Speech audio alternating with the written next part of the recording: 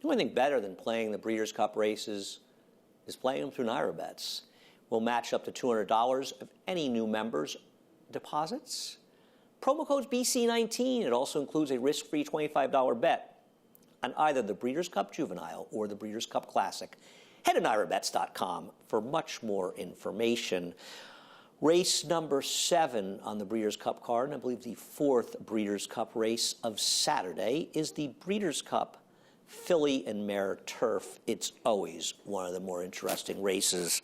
And Sister Charlie will try to continue her remarkable streak of Grade 1 wins that goes back 6 races through 2 years, including last year's Filly and Mare Turf.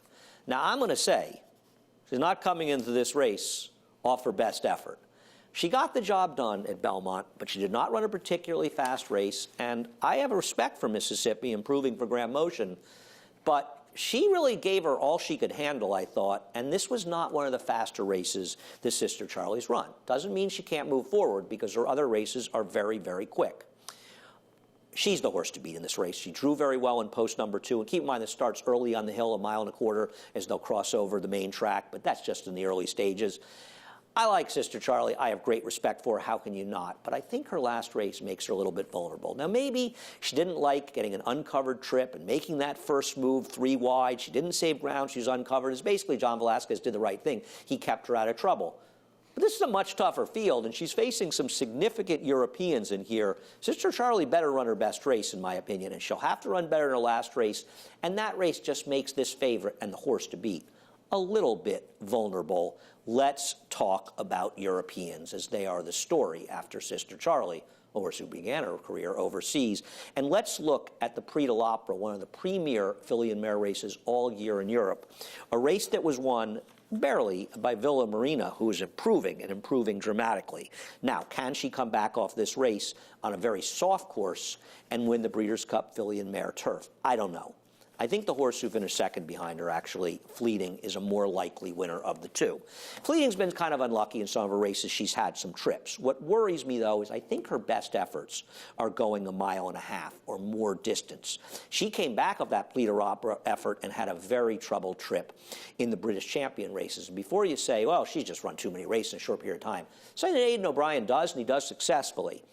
1.25 miles is a bit short for Fleeting. We saw her come over for the Beverly D, and she was no match whatsoever for Sister Charlie. She may be a bit improved since, though, and I thought a Prix De L'opra was a good effort, but 1.25 miles is a bit short for this horse, and it may make things tough for a horse that I do have in the mix, more so than Villa Marina, who is improving for her connections as well. How about Bilston Brook and Iridessa? Both of these horses appear to be best at 1 mile, and this is the Group 1 Sun Chariot, a race that Bilston Brook got the job done, and Iridessa finished a fairly okay but not great third. Iridessa did win a Group 1 1.25 mile race 4 starts back, and she beat the talented Magic Wand, who was second to Bricks and Mortar in the Pegasus earlier this year, and Magic Wand was second in last year's Breeders' Cup Filly and Mare Turf behind Sister, I'm sorry, she was not. I think she was 4th. Wild Illusion was second, excuse me. I respect this horse, Iridessa, and the fact that she's won at 1.25 miles overseas says to me that she has a chance to be a player in this race. Now, I respect Bilston Brook as well, and she's going to be in my top 4. She has the pedigree to handle this distance.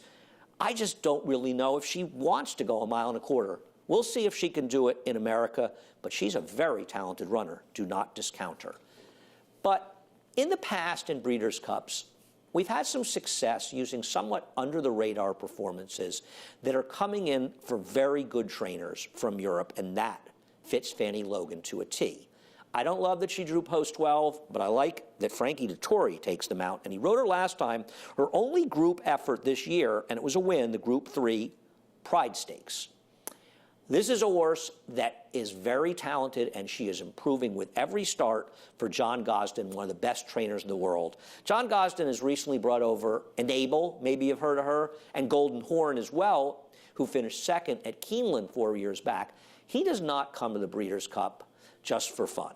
And for him to bring a horse that looks like she might be overmatched on paper over here makes me take a second look. And she's going to be my upset pick in this year's Breeders' Cup Filly and Mare Turf. No doubt she's got to beat Sister Charlie, and she's got to beat a lot of good Europeans and perhaps some others as well. We'll see how strong the pace is. but I think Sister Charlie's the one to beat. Try to beat her with Fanny Logan. Fleeting and Bilston Brook will fill it out for me, but I'm going to focus in on Fanny Logan. She's one of my long shot plays on this Breeders' Cup card, and I think she is a very interesting new face for very sharp connections in the filly and mare turf. And you, me, and everyone should be and will be playing it at NYRA bets, matching up to $200 using the promo code BC19, which also includes a $25 risk-free bet on the Breeders' Cup Juvenile or the Breeders' Cup Classic. Get details at NYRAbets.com. It's good to know that we'll be able to get a 10% winner's bonus in the trifectas and all the sprint races, but that's not going to apply in the Breeders' Cup. Filly and mare turf. That one's 2 sprints in one. It's a mile and a quarter. Good luck.